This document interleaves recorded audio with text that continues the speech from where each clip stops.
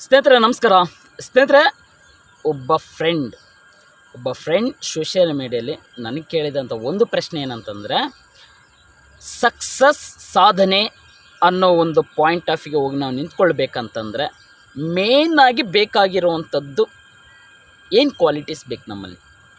ಮೇಯ್ನಾಗಿ ತುಂಬ ಇಂಪಾರ್ಟೆಂಟ್ 2 ಪಾಯಿಂಟ್ಗಳನ್ನು ಹೇಳಿ ಸಾಕು ಅಂತ ಹೇಳಿದರು. ನನಗೆ ಗೊತ್ತಿದ್ದದ್ದನ್ನು ನಾನು ಹೇಳ್ತೀನಿ. ಅದು ತುಂಬ important. First, focus. Okay. Second one, patience. ನಾವೆಷ್ಟು ಫೋಕಸ್ ಮಾಡ್ತೀವೋ ಆ ಫೋಕಸ್ಸಲ್ಲಿ ನಾವೆಷ್ಟು ಅದರ ಮೇಲೆ ತುಂಬ ಆ್ಯಕ್ಟಿವ್ ಆಗಿ ಕೆಲಸ ಮಾಡ್ತಾನೆ, ಹಾಗೆ ಆ ಕೆಲಸ ಮಾಡ್ತಾ ಯಾವುದೇ ಕಾರಣಕ್ಕೂ ಯಾವುದೇ ಕ್ಷಣಕ್ಕೂ ಮತ್ತೆ ನಾವು ಮನಸ್ಸನ್ನು ಕೆಡಿಸ್ಕೊಳ್ಳದೆ ಡಿಮೋಟಿವೇಶನ್ ಆಗದೆ ಅಷ್ಟೇ ತಾಳ್ಮೆಯಿಂದ ಕಾಯ್ತಾ ನಾವು ಇದ್ದಿದ್ದೇ ಆದರೆ ಸಕ್ಸಸ್ ನಮ್ಮದು, ಬೇರೆ ಯಾರ್ದು ಅಲ್ಲ.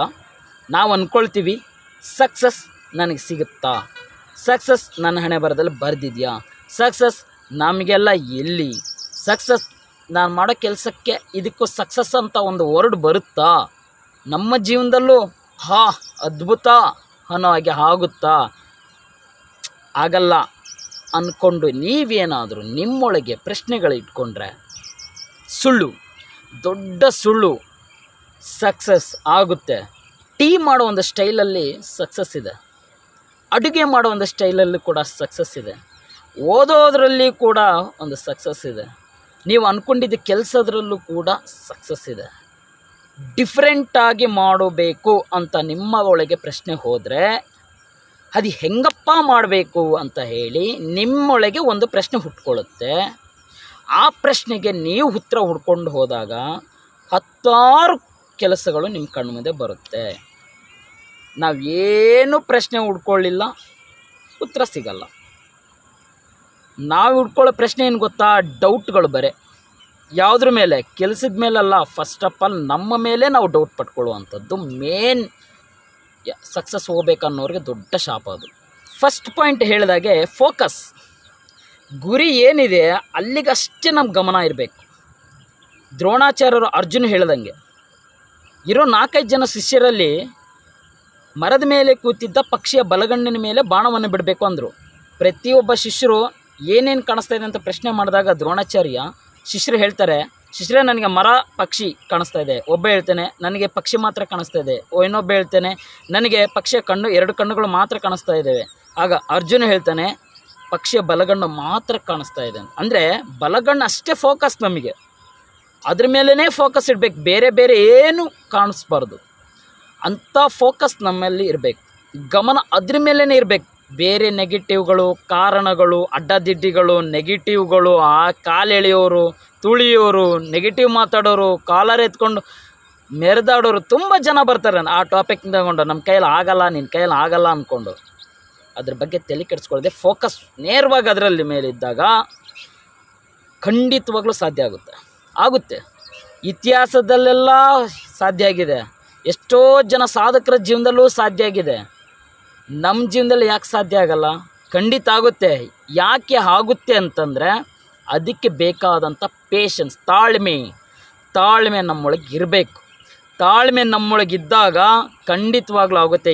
ಯಾಕೆ ಅಂತ ಹೇಳ್ತೀನಿ ಕೇಳಿ.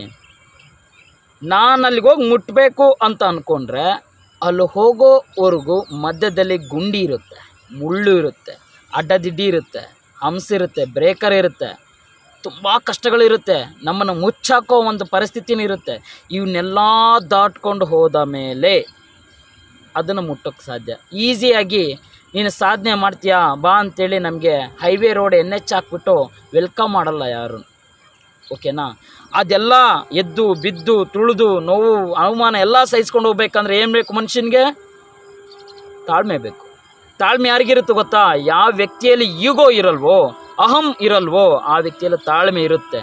ಯಾವ ವ್ಯಕ್ತಿಗೆ ಮುಂದಾಲೋಚನೆ, ಮುಂದಿನ ಕನಸಿನ ಬಗ್ಗೆ ಅರಿವಿರುತ್ತೋ ಆ ವ್ಯಕ್ತಿಗೆ ತಾಳ್ಮೆ ಇರುತ್ತೆ. ಗೆಲ್ಲಬೇಕು ಅಂದ್ಕೊಳ್ಳೋಳಿಗೆ ಫೋಕಸ್ ಬೇಕು, ತಾಳ್ಮೆ ಬೇಕು. ಇವು ಮೇನ್ ಇಂಪಾರ್ಟೆಂಟ್ ಬ್ರದರ್. ಇವನ್ನೆರಡನ್ನ ಚೆನ್ನಾಗಿ ತಿಳ್ಕೊಂಡು ಕಾಲಿಡಿ ಅಷ್ಟೇ. ನೀವು ಪ್ರಾರಂಭ ಮಾಡಿದ ಕೆಲಸಕ್ಕೆ ಟೈಮ್ ಹಿಡಿಯುತ್ತೆ. ಆ ಟೈಮ್ ಹಿಡಿಯೋವರೆಗೂ ನಾವು ಕೆಲಸ ನಿಲ್ಲಿಸದೇ ಇರಬೇಕಂತಂದರೆ ನಮಗೆ ತಾಳ್ಮೆ ಬೇಕು ಅಷ್ಟೇ. ಅದ್ರ ಮೇಲೆ ಒಲವಿರಬೇಕು, ಇಂಟ್ರೆಸ್ಟ್ ಇರಬೇಕು, ಅಷ್ಟು ಧೈರ್ಯನೂ ಕೂಡ ಇರಬೇಕು. ಇದೆಲ್ಲ ಇದ್ದವನಿಗೆ ನಿಮ್ಮದೇ ಸಕ್ಸಸ್, ಬೇರೆ ಯಾರ್ದು ಅಲ್ಲ. ಓಕೆನಾ? ಡೋಂಟ್ ವರಿ, ಮಾಡಿ, ಟ್ರೈ ಮಾಡಿ.